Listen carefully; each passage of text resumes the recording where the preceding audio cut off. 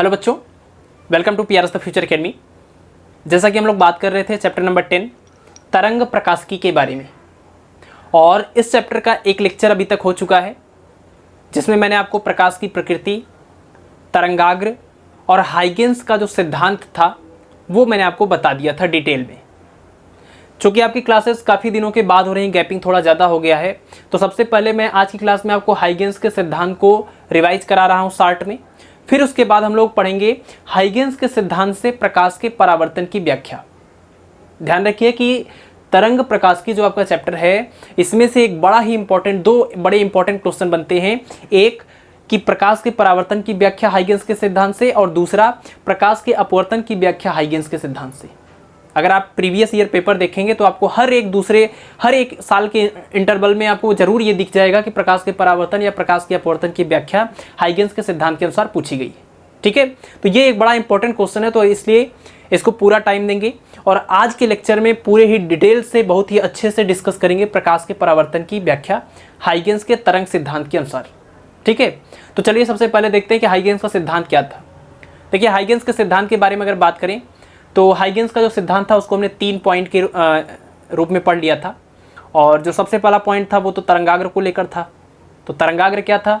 जब भी कोई प्रकाश स्रोत से तरंगें निकलती हैं तो जो उसके आसपास के माध्यम के कण होते हैं वो कंपन करने लगते हैं, और अगर उस माध्यम में हम कोई एक ऐसे पृष्ठ की कल्पना करें जिसमें उपस्थित सभी कण समान कला में कंपन कर रहे हों तो ऐसे पृष्ठ को, ऐसे काल्पनिक पृष्ठ को हम लोग कहते हैं तरंगाग्र। ठीक है, तो हाइगेंस के सिद्धांत का जो पहला पॉइंट था वो तरंगाग्र को लेकर था, तरंगाग्र का इंट्रोडक्शन था। ठीक है, और उसमें फिर आगे आप बता सकते हैं कि ये 3 प्रकार के होते हैं, समतल, बेलनाकार और गोलीय तरंगाग्र हो सकते हैं। ठीक है, फिर दूसरा जो पॉइंट था वो ये था कि तरंगाग्र का हर एक बिंदु जो होता है वो एक नए तरंग स्रोत का काम करता है ना। अभी तो तरंगाग्र आपने पहले पॉइंट में देखा। दूसरे पॉइंट में ये बताते हैं कि जो तरंगाग्र का हर एक बिंदु होता है वो खुद में एक नए तरंग स्रोत का काम करता है जिससे लगातार तरंगें निकलती रहती हैं। इन तरंगों को बोला गया द्वितीयक तरंगिकाएं। ठीक है, सेकेंडरी वेवलेट्स। तो द्वितीयक तरंगिकाएं जो होती हैं वो माध्यम में उसी चाल से, उसी प्रकृति के अनुसार आगे बढ़ती हैं जैसे कि प्राथमिक तरंगे या फिर जो तरंगाग्र का कॉन्सेप्ट था। ठीक है ना, तो पहले तो आपने तरंगाग्र या प्राथमिक तरंगाग्र को समझा, फिर आपने द्वितीयक तरंगिकाओं को यहाँ पर इंट्रोड्यूस किया। और जो तीसरा पॉइंट था वो ये था कि द्वितीयक तरंगिकाओं का जो अन्वालोप होता है, अन्वालोप मतलब उसको स्पर्श करता हुआ जब पृष्ठ खींचेंगे वो जो पृष्ठ होता है वो बताता है तरंगाग्र की नई स्थिति को। ठीक है, तो सबसे पहला पॉइंट तरंगाग्र को लेकर है, दूसरा पॉइंट द्वितीयक तरंगिकाओं को लेकर था, और तीसरा पॉइंट जो था वो तरंगाग्र या प्राथमिक तरंगों की, या ये कह लीजिए द्वितीयक तरंगिकाओं की जो नई स्थिति होगी, तरंगाग्र का जो एक नया पोजीशन होगा उसको लेकर था। ठीक है, तो इन तीनों पॉइंट को ध्यान में रखते हुए हम लोग अब डिस्कस करने जा रहे हैं प्रकाश के परावर्तन की व्याख्या। ठीक है, तो सबसे पहले तो यहाँ पर देखिए एक चित्र आप बना लीजिए, प्रकाश के परावर्तन की व्याख्या करने जा रहे हैं। तो सबसे पहले परावर्तन के लिए किसी भी एक पारदर्शी सतह का होना जरूरी है। तो यहाँ पर मैं बना रहा हूँ एक पारदर्शी सतह, यानी कि अपारदर्शी सतह, यानी कि मैं यहाँ पर एक दर्पण बना दे रहा हूँ। ठीक है, इस पर तरंगे आएंगी और परावर्तित होंगी। तो किस प्रकार से वो परावर्तित होती हैं और प्रकाश के परावर्तन का नियम जो है पालन करती हैं उसको हमको समझना है। ठीक है, तो ये एक दर्पण हो गया जिसमें हमको प्रकाश के परावर्तन की व्याख्या करना है, वो भी कैसे? हाइगेंस के सिद्धांत के अनुसार।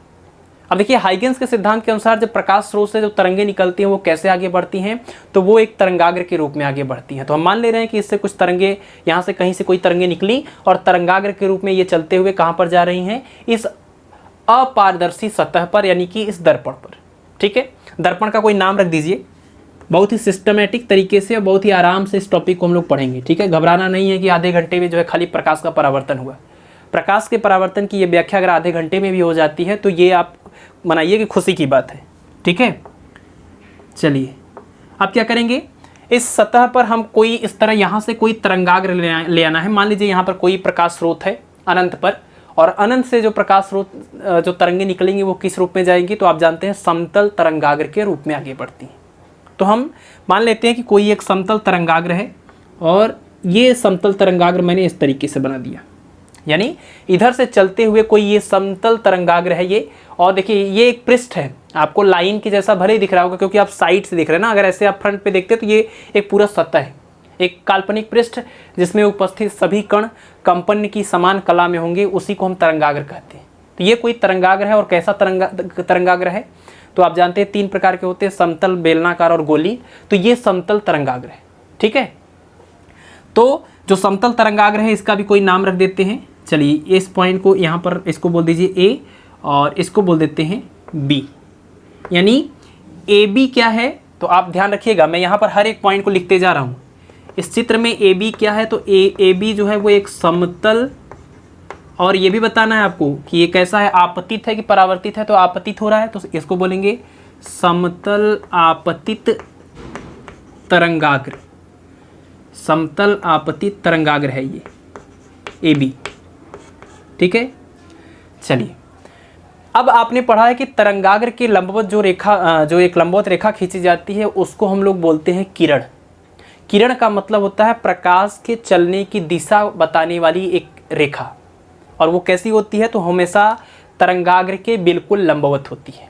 तो अगर ये समतल तरंगाग्र है और इससे कोई 2 लंबवत रेखा हम लोग खींचें, कोई भी 2 लंबवत रेखा हम खींच सकते हैं, तो ये एक लंबवत रेखा ये यहाँ पर इस वाले भाग पर ये हो जाएगा और इसी तरह से इस वाले भाग पर ये हो जाएगा। तो ये जो तरंगाग्र के ऊपर जो लंबवत रेखा खींची जाती है इसको हम बोलते हैं किरण। इसका मतलब कि ये किरण हो गई। और कैसी किरण हो गई, अगर ये ए बी जो है वो आपतित तरंगाग्र है तो इसका मतलब कि ये जो दोनों रेखाएं खींची गई, 2 किरणें खींची गई, ये कैसी किरणें होंगी। यहाँ पर देखिए थोड़ा सा ये टेढ़ा दिख रहा है, आप इसको स्केल से खींचेंगे तो करेक्ट आएगा। ठीक है, तो ये जो किरणें आपको दिख रही हैं इस किरणों को क्या बोलेंगे। पहली बात तो ये किरण है। किरण क्यों है, क्योंकि ये तरंगाग्र के बिल्कुल लंबवत है। ठीक है, और ये जो तरंगाग्र है, सॉरी ये जो किरणें हैं इनको भी आप कोई नाम दे दीजिए। चलिए इसको नाम दे देते हैं पी और ये हो जाएगा क्यू। ठीक है, तो पी ए, चित्र में आप देख लीजिए पी ए और क्यू बी। पी ए और क्यू बी जो है ये क्या है तो ये दोनों आपतित किरण है। ठीक है, ये तरंगाग्र तो नहीं है क्योंकि तरंगाग्र के लंबवत खींची गई है, तो इसको आप बोलेंगे आपतित किरण। ठीक है, तो माना एम डैश एक अपारदर्शी सतह या एक दर्पण है जिसके ऊपर ए बी एक समतल तरंगाग्र आपतित होता है। इस तरंगाग्र की जो लंबवत रेखाएं हैं अर्थात जो किरणें हैं वो है पी ए और क्यू बी। ठीक है, तो ये पी ए और क्यू बी हो गया आपतित किरण और ए बी जो हो गया वो हो गया आपतित समतल तरंगाग्र। ठीक है, चलिए अब देखिए, आप देख रहे हैं कि समतल तरंगाग्र का जो भाग ए है, बिंदु ए है, वो तो इस सतह पर आके गिर चुका है, लेकिन जो बिंदु बी है वो अभी ऊपर है। और आप जानते हैं कि समतल तरंगाग्र जहाँ पर जिस भी सतह पर जाके टकराती है उसका हर एक बिंदु एक नए तरंग स्रोत का कार्य करता है।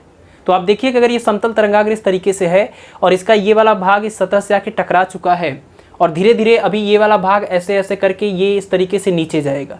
लेकिन सोचिए ज़रा, ये वाला भाग जैसे जैसे जब तक नीचे जाएगा तब तक ये जो पहले से ही बिंदु ए पर आके टकरा चुका है जो भाग, वो फिर यहाँ से परावर्तित भी होगा, है ना, क्योंकि ये भाग ए तो आके टकरा चुका है तो यहाँ से तो नई तरंगें निकलेंगी, द्वितीय तरंगिकाएं।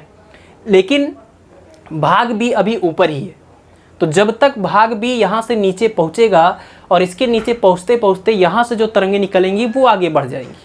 ठीक है, ये मतलब ये इस तरीके से जा रहा है तो ये ऐसे हो जाएगा। ठीक है, तो आप ये मान लीजिए कि जो बिंदु बी वाला भाग है ये, इसको मैं अगर आगे बढ़ाऊँ इस तरीके से तो मान लेते हैं कि ये यहाँ पर आके टकराएगा और इस बिंदु को हम मान ले रहे हैं बिंदु सी।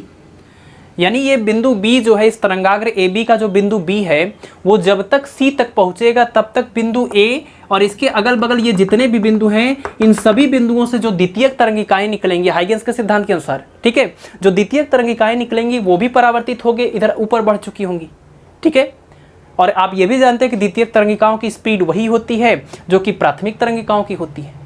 तो प्राथमिक तरंगिकाएं ये बिंदु बी वाली जब तक सी तक पहुंचेंगी तब तक यहाँ से इधर के सभी बिंदुओं से निकलने वाली जो द्वितीयक तरंगिकाएं होंगी वो आगे बढ़ चुकी होंगी सेम स्पीड से।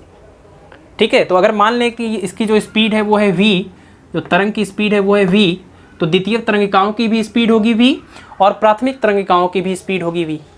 ठीक है, तो अब देखिए जरा कि बिंदु बी से बिंदु सी तक तरंगिकाओं को अगर जाने में पहुंचने में जो लगा टाइम है वो टी टाइम है, तो इसका मतलब कि वो कितनी दूरी तय करी होंगी। BC जो दूरी आएगी इस चित्र से, यानी जो BC दूरी है वो कितना है, BC बराबर दूरी बराबर क्या होता है, दूरी बराबर हो जाएगा तरंगिका की चाल और गुणे में लगा समय, और हम ये मान लेना है कि t समय इसको यहाँ से यहाँ तक पहुँचने में लग रहा है, तो इसका मतलब उस दूरी का मान क्या हो जाएगा, चाल v गुणे में समय t।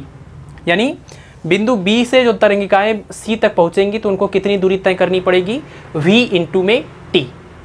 लेकिन आप ये भी जानते हैं कि प्राथमिक ये जो यहाँ पर आके टकरा रही हैं, यहाँ से जो द्वितीयक तरंगिकाएं निकलेंगी वो भी उसी चाल से आगे बढ़ेंगी। तो t समय में अगर यहाँ ये वाला भाग यहाँ तक पहुँच रहा है तो t समय में यहाँ से जो द्वितीयक तरंगिकाएं निकलेंगी वो भी कुछ दूरी तय करेंगी, और कितनी दूरी तय करेंगी, तो आप समझ सकते हैं कि अगर उसकी भी स्पीड सेम है जितनी की प्राथमिक तरंगिकाओं की, तो वो भी v इंटू टी दूरी ही तय करेगी, है ना। ये बिंदु B जब तक C तक पहुंचेगा जितने समय में, उतने ही समय में यहाँ से निकलने वाली द्वितीयक तरंगिकाएं भी आगे बढ़ेंगी, और उतने ही समय में आप ले रहे हैं और दोनों की चाल भी बराबर है तो दूरी भी बराबर तय करेंगी। तो अगर ये यहाँ से यहाँ तक पहुँचने में कितनी दूर इसने ये दूरी तय की है, तो ये दूरी है v इंटू टी। तो इसका मतलब कि जो यहाँ से द्वितीयक तरंगिकाएं निकलेंगी वो भी v इंटू टी दूरी तय कर चुकी होंगी इसी दौरान। तो आपको क्या करना है, आपको बिंदु A को केंद्र मानते हुए VT दूरी का एक चाप लेना है और इसको लेकर यहाँ से ऐसे चाप बना देना है, ठीक है। तो अगर आप यहाँ से VT दूरी लेते हैं, इसमें प्रकार में भरते हैं और इसको केंद्र मानते हैं बिंदु A को, और यहाँ से जब चाप लगाएंगे तो वो चाप कुछ इस तरीके से आता है, ठीक है। और ये जो चाप आपने बनाया अगर इसको आप इससे मिला दें तो ये जो दूरी आएगी यहाँ से यहाँ तक की वो दूरी कितनी है, तो वो दूरी होगी v इंटू में t। और इसके साथ ही साथ अगर आप इस द्वितीयक तरंगिकाओं का ये जो सरफेस है और ये तरंगे जब यहाँ पहुँची हैं, अगर इन दोनों को स्पर्श करता हुआ कोई पृष्ठ खींचते हैं तो वो पृष्ठ क्या बताएगा, वो पृष्ठ बताएगा परावर्तित तरंगाग्र की नई स्थिति को, ठीक है। ये एक स्ट्रेट लाइन में खींच रहा हूँ, हो सकता है कि देखने में ये कर्व लग रहा हो लेकिन ये स्ट्रेट है, ठीक है।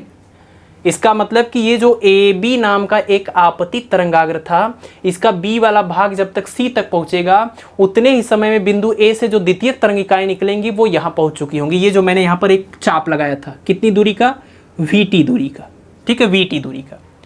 तो मैंने ये चाप लगा दिया VT दूरी का, और यहाँ से अगर इस पर इसको मिलाती हुई रेखा खींच दे, या तो कोई ये कह लीजिए कि लंबवत किरण खींच दे, ये किरण ही है, और कैसी किरण है, तो ये परावर्तित किरण है, ठीक है। ये बिल्कुल इस वाले जो ये परावर्तित तरंगाग्र जो है उसके लंबवत है, और यहाँ से भी ये वाला भाग यहाँ के टकराएगा तो यहाँ से भी इस तरह से तरंगे निकलेंगी, ठीक है। तो अगर आप इसको मान लीजिए बोल रहे हैं, इसको आप बोल दीजिए ये बिंदु P था ना, तो इसको आप बोल दीजिए P डैश और इसको आप बोल दीजिए Q डैश, ठीक है। इसका मतलब AP और AP डैश और CQ डैश ये क्या हो जाएंगी, ये हो जाएंगी परावर्तित किरणें। तो मैं यहाँ पर लिख दे रहा हूँ A, और चलिए इस बिंदु को भी कोई नाम दे दीजिए तो आसान हो जाएगा इसको बोलना। और यहाँ पर जो B है ये बिंदु B था और इसको हम मान रहे हैं बिंदु D, ठीक है। तो इसका मतलब जो DP डैश है, DP डैश और CQ डैश ये क्या है, तो ये है परावर्तित किरण, ये है परावर्तित किरण। और आप जानते हैं परावर्तित किरणें कैसी खींची गई होंगी, तो परावर्तित किरण जो है वो परावर्तित तरंगाग्र के बिल्कुल लंबवत होंगी। ये आपतित तरंगाग्र था, ये परावर्तित तरंगाग्र है, तो इसके ये लंबवत खींची गई किरणें हैं, ठीक है। यहाँ पर ये मैं थोड़ा सा इसको पतला कर देता हूँ, ये हो गया। और इसको भी आप कोई अगर नाम देना चाहते हैं तो नाम दे दीजिए इसको भी। देखिए इसको नाम, अच्छा यहाँ पर ये बिंदु D जो है ना वो यहाँ पर होगा, इसको बिंदु D मान रहे हैं।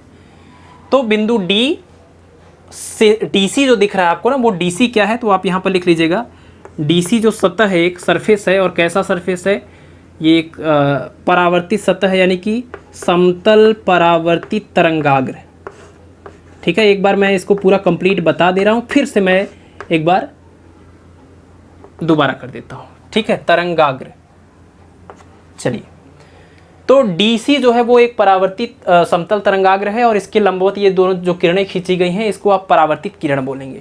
इसी तरह से ये आपतित समतल तरंगाग्र था और इसके लंबवत जो किरणें खींची गई थी इसको हमने आपतित किरण बोल दिया है, ठीक है। अब देखिए आप देख रहे हैं, अगर आप जैसे आप प्रकाश का परावर्तन जानते हैं कि सतह के ऊपर प्रकाश किरणें आके गिरती हैं और वापस लौट के जाती हैं। तो हाइगेंस ने क्या किया था कि सीधे सीधे किरणों का कॉन्सेप्ट न लेके उन्होंने जो है तरंगाग्र का कॉन्सेप्ट लिया था कि कोई समतल तरंगाग्र आता है, सतह पर गिरता है, फिर वो परावर्तित होके वापस जाता है। ठीक है, तो ये हो गया आपतित तरंगाग्र समतल, और ये हो गया परावर्तित तरंगाग्र वो भी समतल। ठीक है, ये दोनों हो गई आपतित किरणें, ये दोनों हो गई परावर्तित किरणें। ये हो गया एक आपका आपतन बिंदु और यहां पर भी एक आपतन बिंदु। ठीक है, अब देखिए, अगर आपको प्रकाश के परावर्तन की व्याख्या करनी है तो आपको ये बताना पड़ेगा कि प्रकाश के परावर्तन का पहला नियम, यानी कि आपतन कोण और परावर्तन कोण का मान बराबर होता है, आपको ये प्रूफ करना पड़ेगा। और आपको ये भी प्रूफ करना पड़ेगा कि आपतित किरण, परावर्तित किरण और अभिलंब तीनों एक ही तल में होते हैं। ठीक है, अब देखिए, आपतित किरण, परावर्तित किरण और अभिलंब तीनों एक ही तल में होते हैं, ये प्रूफ करने के लिए कोई कैलकुलेशन करने की ज़रूरत नहीं है। यहाँ पर ये दिख रहा है कि ये पूरा का पूरा चित्र एक सरफेस में, एक सतह पर बना हुआ है, बोर्ड पर यहाँ कह लीजिए, या फिर आप लिखेंगे कागज़ के तल में। तो आप देख रहे हैं कि आपतित किरण, परावर्तित किरण, और इस आपतन बिंदु से अगर हम एक अभिलंब भी खींच दें, ये एक अभिलंब ऊपर इधर और एक अभिलंब यहाँ से, तो ये जो दोनों अभिलंब हमने खींचे हैं, ये भी आप देख रहे हैं कि इस सतह में, इस कागज़ के तल में या इस बोर्ड के तल में है। तो आपतित किरण, परावर्तित किरण और ये अभिलंब, अभिलंब को नाम दे दीजिए, इसको नॉर्मल N1 बोल दीजिए, इसको नॉर्मल N2 बोल दीजिए। तो ये आप देख रहे हैं, यहाँ से चित्र से ही पता है कि तीनों के तीनों एक ही तल में है, तो इसको प्रूफ करने की कोई ज़रूरत नहीं है। आप लास्ट में लिख देंगे कि चित्र से आपतित किरण, परावर्तित किरण और अभिलंब तीनों एक ही तल में है, तो ये परावर्तन का दूसरा नियम प्रूफ हो जाएगा। ठीक है, तो हमको बस पहला वाला नियम प्रूफ करना है कि आपतन कोण बराबर परावर्तन कोण, और जैसे ये प्रूफ हो जाएगा बस आपका ये टॉपिक कंप्लीट हो जाएगा। ठीक है, चलिए तब शुरू करते हैं। देखिए, ये है आपतित किरण और ये है अभिलंब। तो आपतित किरण और अभिलंब के बीच का कोण जो होता है उसको क्या बोलते हैं? उसको बोलते हैं आपतन कोण I। इसी तरह से ये है परावर्तित किरण और ये है अभिलंब। ठीक है, तो परावर्तित किरण और अभिलंब के बीच का जो कोण होता है इसको बोलते हैं परावर्तन कोण R। ओके, चलिए अब यहाँ से एक और चीज़ देखिए कि अगर ये कोण I है और ये जो अभिलंब है, इस सतह के ऊपर अभिलंब खींचा गया है, तो आप जानते हैं कि अभिलंब हमेशा जिस सतह से खींचा जाता है उसके बिल्कुल लंबवत होता है, 90 अंश का कोण बनाता है। तो अगर ये अभिलंब है इस सतह पर, तो ये जो पूरा यहाँ से लेकर यहाँ तक का कोण होगा वो कितना होगा? 90, है ना। ये पूरा का पूरा कोण होगा 90। लेकिन आप ये भी जान रहे हैं कि ये जो किरण खींची गई है, ये वाली ये किरण, ये इस समतल तरंगाग्र के बिल्कुल लंबवत है। किरण हमेशा तरंगाग्र के लंबवत ही होती है। तो अगर ये जो समतल तरंगाग्र ए बी है, अगर उसके ये लंबवत खींची गई है, तो इसका भी ये पूरा कोण यहाँ से लेकर यहाँ तक का कोण कितना होगा? 90 होगा। और इसमें से आपने इतना कोण अगर I मान लिया है, तो बचा हुआ जो कोण है वो क्या हो जाएगा? बचा हुआ कोण हो जाएगा 90 माइनस I। ठीक है, आपतित किरण और अभिलंब के बीच का कोण I हो गया। और अगर आप ये समतल तरंगाग्र और ये किरण लेंगे तो टोटल कोण 90 होगा, जिसमें से अगर इतने को आपने I मान लिया है तो बचा हुआ कितना हो जाएगा? 90 माइनस I। और यहाँ से देखिए, अभिलंब और ये सतह, अभिलंब और ये सतह, इनके बीच का कोण टोटल कितना होता है? 90। लेकिन आपने क्या किया? आपने इतने कोण को मान लिया 90 माइनस I, तो जो बचा हुआ कोण है वो कितना हो जाएगा? वो हो जाएगा I, है ना। बचा हुआ कोण अगर I होगा तभी तो इसको और इसको जोड़ने पर ये टोटल कितना आ जाएगा? 90। और 90 आना भी चाहिए क्योंकि ये लंबवत है। ठीक है, तो ये कोण के लिए फिर से मैं बता रहा हूँ, एक बार आपको अभिलंब और सतह के बीच का कोण 90 ध्यान रखना है, और दूसरी बार आपको ये भी याद रखना है कि ये तरंगाग्र और ये किरण बिल्कुल लंबवत होते हैं। तो बस आप क्या करिएगा कि आपतन कोण, आपतित किरण और अभिलंब के बीच का कोण I मानिएगा, फिर अभिलंब तरंगाग्र और किरण का कॉन्सेप्ट यूज करेंगे तो ये 90 माइनस I आ जाएगा, फिर इस अभिलंब और इस सतह का कॉन्सेप्ट यूज करेंगे तो फिर ये I आ जाएगा। ठीक है, इतना ही आपको ध्यान रखना है। इसी तरीके से यहाँ पर ये जो कोण R दिख रहा है आपको, बिल्कुल ऐसे ही अगर सेम पैटर्न पर यहाँ पर भी अगर आप सॉल्व करेंगे तो आपको क्या मिलेगा? ये अगर I है, सॉरी ये R है, और ये पूरा अगर आपने इस किरण और इसके बीच का कोण R मान लिया, तो और आप ये भी जानते हैं कि ये तरंगाग्र है और ये किरण है, तो इसका मतलब बचा हुआ कोण 90 माइनस कितना हो जाएगा? 90 माइनस R। इसका मतलब कि इधर का ये जो बचा हुआ कोण है ये कितना हो जाएगा? R हो जाएगा। ठीक है, इसका मतलब कि पहले तो आप यहाँ पर दो चित्र ध्यान रखिए, कौन कौन सा, पहले मैं लिख देता हूँ कोण I किसके किसके बीच का कोण है। ये जो कोण I है वो है कोण BAC। चित्र में जो कोण BAC है उसी को हम कोण I बोल रहे हैं, ठीक है। कोण BAC को कोण I बोल रहे हैं। और इस साइड अगर देखा जाए तो कोण DCA, कोण DCA को कोण R बोल रहे हैं। कोण DCA बराबर कोण R, ठीक है। अब ध्यान रखिएगा कि अब आपको दो यहाँ पर त्रिभुज दिख रहे होंगे और दोनों ही त्रिभुजों में यहाँ पर ये जो कोण बन रहा है, जैसे ये आपतित समतल तरंगाग्र है और इसका ये किरण है, इसका मतलब कि ये 90 डिग्री का एंगल। ये परावर्तित तरंगाग्र है और ये परावर्तित किरण है, इसका मतलब ये कोण 90 डिग्री का हो गया, ठीक है। तो अब अगर आप यहाँ पर ध्यान से देखेंगे तो आपको दो त्रिभुज दिख रहे हैं। कौन कौन से त्रिभुज, यहाँ पर मैं लिख देता हूँ त्रिभुज कौन कौन सा है, तो देख लीजिए त्रिभुज ABC, त्रिभुज ABC तथा त्रिभुज ADC, ABC और ADC। इन दोनों त्रिभुजों में आपको कुछ गुणों को कंपेयर करना है। कौन कौन से गुण, सबसे पहले तो आप देख लीजिए ABC और ADC में यहाँ पर भी एक कोण 90 का है कि यहाँ पर भी एक कोण 90 का है, तो सीधे सीधे आप ये लिख सकते हैं दोनों में एक कोण B, में डायरेक्ट कोण B लिख रहा हूँ यहाँ पर, ठीक है। कोण B और कोण D दोनों कितने हैं, 90 डिग्री है, यानी कि समकोण है, ठीक। एक तो ये प्रॉपर्टी दोनों में सेम हो गई। फिर एक इसके बाद और आप एक चीज़ क्या देख सकते हैं कि ये जो दूरी थी B से लेकर C तक की दूरी और A से लेकर D तक की दूरी, यानी BC की दूरी और AD की दूरी, इन दोनों का मान कितना है। आपने देखा ना कि यहाँ से यहाँ तक जाने में जो दूरी तय करेगा वो कितना होगा, चाल गुणे समय, यानी कि V × T। और मैंने बताया जितने में B जब तक C तक पहुँचेगा तब तक ये जो A वाला है वो D तक पहुँच जाएगा, ठीक है। और ये दूरी भी कितनी थी, जितनी दूरी ये थी, यानी कि VT, और ये भी कितना VT, ठीक है। तो इसका मतलब इन दोनों का मान कितना हो जाएगा, VT हो जाएगा। एक और प्रॉपर्टी आप देख लीजिए कि इन दोनों ही त्रिभुजों में जो इसका ये AC वाला पोर्शन है, भुजा AC, ABC में भी AC है और ADC में भी AC है। इसका मतलब कि AC बराबर AC, यानी कि दोनों में क्या है, उभयनिष्ठ, ठीक है। इस प्रकार आपने देखा कि त्रिभुज ABC, त्रिभुज ADC की तीन प्रॉपर्टीज सेम हो गई। कौन कौन सी तीन प्रॉपर्टीज, तो दो भुजाएं बराबर निकली और एक कोण बराबर निकला। और जब भी ऐसा कुछ हो जाता है कि तीन प्रॉपर्टी सेम हो जाती है तो दोनों त्रिभुजें क्या हो जाती हैं, तो दोनों के दोनों त्रिभुज हो जाते हैं सर्वांगसम, ठीक है। दोनों त्रिभुज हो जाएंगे सर्वांगसम। और जब दोनों त्रिभुज सर्वांगसम हो जाएंगे तो हर एक दोनों त्रिभुजों की संगत भुजाएं और संगत कोण आपस में बराबर हो जाएंगे। संगत भुजाएं और संगत कोण आपस में बराबर होंगे तो कोण I और कोण R है ना, ये अभिलंब के सामने के कोण है, ये भी अभिलंब के सामने का कोण है। तो दोनों त्रिभुजों के जो अभिलंब यानी कि लंब जो है, लंब के सामने के जो कोण है दोनों त्रिभुजों के, वो भी आपस में बराबर हो जाएंगे, ठीक है। तो इन तीनों प्रॉपर्टी को सेम करने के बाद आप बोलेंगे कि दोनों के दोनों त्रिभुज सर्वांगसम हो गए, अतः इस त्रिभुज, पहले त्रिभुज का कोण I और दूसरे त्रिभुज का कोण R भी आपस में क्या हो जाएगा, बराबर हो जाएगा, ठीक है। इतना ही आपको प्रूफ करना था। और जैसे ये आ जाएगा आप बोलेंगे ये प्रकाश के परावर्तन का कौन सा नियम हो गया, इसको आप प्रथम नियम बोल दीजिए। ये प्रकाश के परावर्तन का प्रथम नियम प्रूफ हो गया। और इसी तरीके से प्रकाश के परावर्तन का द्वितीय नियम, आप इसको लिखने के बाद आप ये लिखेंगे कि चित्र से आपतित किरण, परावर्तित किरण और ये अभिलंब तीनों एक ही तल में या कागज के तल में हैं। फिर उसके नीचे लिखेंगे यह प्रकाश के परावर्तन का द्वितीय नियम है। प्रथम नियम आपने यहाँ प्रूफ कर दिया और वो स्टेटमेंट इस चित्र से लिखने के बाद आप बोलेंगे कि वो जो है प्रकाश के परावर्तन का द्वितीय नियम है। और उसके बाद लिखेंगे इस प्रकार हाइगेंस के सिद्धांत से प्रकाश के परावर्तन की सफल व्याख्या की जा सकती है, या हाइगेंस ने इसी प्रकार से व्याख्या किया था, ठीक है। उम्मीद है कि मुझे कि ये प्रकाश के परावर्तन की व्याख्या जो हाइगेंस के सिद्धांत से करी गई है वो आपको समझ में आ गया होगा। मैं एक बार फिर से शॉर्ट में, बहुत ही ध्यान से आप इसको सुनिए, मैं इसको रिवाइज कर रहा हूँ और आपको अगर अभी तक नहीं समझ में आया तो अब समझ में आ जाएगा। प्रोसीजर आपने देख लिया है कि इसको क्या बोलना है, ये भी आपने देख लिया है, चित्र भी आपने देख लिया है, तो बहुत ही आसानी से समझ में आ जाएगा। ध्यान से देखिए, घबराने की बात नहीं है। सबसे पहले तो M' एक परावर्तक सतह है, दर्पण है, जिसके ऊपर AB नाम का एक समतल तरंगाग्र आके गिर रहा है।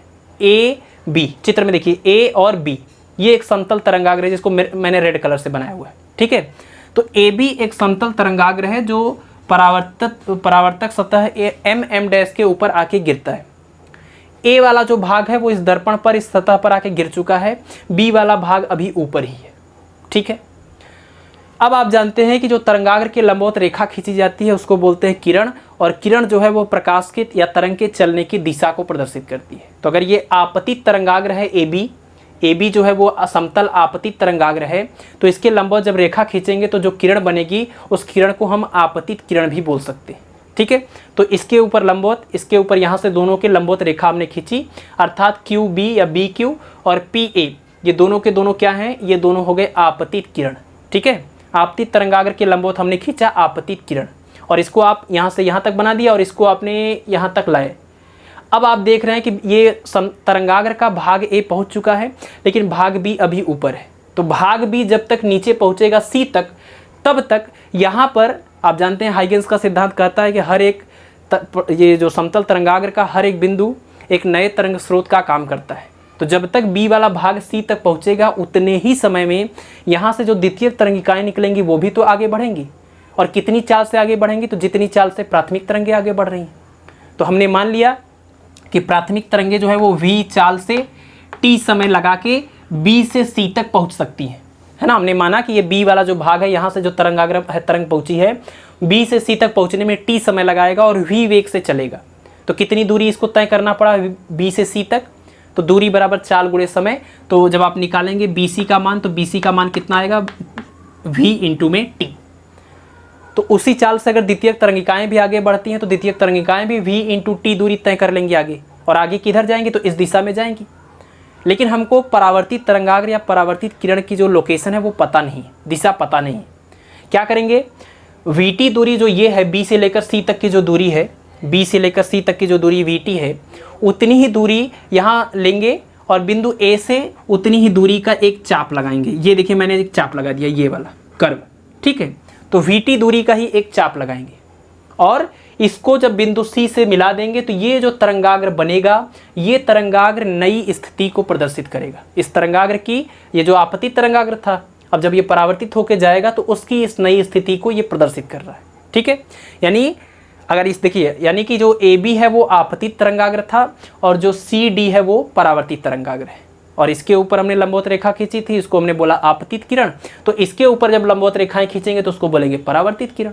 ठीक है, तो वहां पर हमने आपको दिखा दिया कि DP डैश और CQ डैश जो है वो परावर्तित किरण है, और जो DC है, चित्र में D और C है, ये जो सतह है उसको बोलेंगे परावर्तित तरंगाग्र। ठीक है, ये तो पूरा चित्र हो गया। अब ये वाला जो बिंदु है A और ये जो बिंदु C है, इन दोनों के हमने लंबवत रेखा खींची, अर्थात हमने अभिलंब खींचा। ठीक, बस अब इसके बाद क्या है, अब दो त्रिभुज आपको मिल गए, त्रिभुज ABC, त्रिभुज ADC, उन्हीं दोनों को कंपेयर करना है। तो कंपेयर करने के लिए पहले हम कोण को यहाँ पर समझ लेते हैं कि I और R वाला कोण त्रिभुज के अंदर कैसे आएगा। तो आपतित किरण और अभिलंब के बीच के कोण को आपतन कोण बोलते हैं, R बोल दिया हमने। इसी तरह से परावर्तित किरण और अभिलंब के बीच के कोण को परावर्तन कोण कहते हैं, उसको R बोल दिया। ठीक है, तो I और R यहाँ पर हो गए। फिर यहाँ पर से समतल तरंगाग्र और किरण के बीच का कोण 90 होता है, तो वहाँ से हमने 90 माइनस I निकाला, और ये अभिलंब सतह पर लंब होता है, तो यहाँ से हमने इसको देखा कि टोटल 90 होना चाहिए। तो अगर ये 90 माइनस I है तो बचा हुआ I होगा, तभी तो जोड़ने पर टोटल 90 आएगा। ठीक है, तो सेम मेथड पे हमने यहाँ पर भी कर लिया, तो ये I मिल गया और ये R मिल गया। ठीक है, यानी कोण BAC जो है वो I है, कोण DCA जो है वो कोण R है। दो त्रिभुज आपको मिल गए, त्रिभुज ABC, त्रिभुज DAC, और इन दोनों त्रिभुजों को हमने, या ADC, इन दोनों त्रिभुजों को हमने कंपेयर किया तो इसके तीन प्रॉपर्टीज सेम निकली। कौन कौन सी? पहली बात तो किरण और ये तरंगाग्र बिल्कुल लंबवत होते हैं, तो दो कोण 90 के हो गए दोनों में, है ना, दोनों में एक एक कोण 90 के हो गए। फिर दोनों में ये दूरी B से लेकर C तक की दूरी और A से लेकर D तक की दूरी दोनों बिल्कुल बराबर हैं, क्योंकि तरंगे चल रही हैं, प्राथमिक और द्वितीयक तरंगे चल रही हैं बराबर समय में बराबर चाल से, तो बराबर दूरी भी होगी। ठीक, और तीसरी चीज़ ये थी कि दोनों त्रिभुजों में एक भुजा AC जो थी वो कॉमन थी, तो हमने लिख दिया AC बराबर AC के। तो जो अगर तीन भुजाएं, तीन प्रॉपर्टी सेम हो गई तो दोनों त्रिभुज क्या हो गए, सर्वांगसम, और दोनों त्रिभुज सर्वांगसम हो गए तो संगत भुजाएं और संगत कोण बराबर हो जाएंगे, और जब ये बराबर हो जाएंगे तो कोण I बराबर कोण R हो जाएगा। ठीक है, ये हो गया आपतन कोण का मान परावर्तन कोण के बराबर, अर्थात प्रकाश के परावर्तन का प्रथम नियम बोल दीजिए या द्वितीय ही बोल दीजिए, तो प्रथम नियम प्रूफ हो गया। और इसके बाद बोलेंगे चित्र से आपतित किरण, परावर्तित किरण और अभिलंब तीनों एक ही तल में है। फिर उसके बाद लिखेंगे इस प्रकार हाइगेंस के सिद्धांत से प्रकाश के परावर्तन की व्याख्या की जा सकती है। ये बड़ा ही एक इम्पॉर्टेंट और कंप्लीट फुल मार्क का क्वेश्चन आता है आपके एग्जाम में, बहुत ज़्यादा बार ये क्वेश्चन रिपीट हुआ है। इसलिए आज की क्लास में बस आपको इसी को मेंटेन रखना है, आज इसको पूरा पढ़ लेना है आपको, उसके बाद नोट्स इसका कंप्लीट कर लेना है। नेक्स्ट लेक्चर में आपसे जब मिलेंगे तो आपको बताएंगे हाइगेंस के सिद्धांत से प्रकाश के अपवर्तन की व्याख्या। ठीक है, चलिए तो फिर आप लोग पढ़ाई करते रहिए, स्वास्थ्य का भी ध्यान रखिए। मिलते हैं आपसे नेक्स्ट लेक्चर में। धन्यवाद।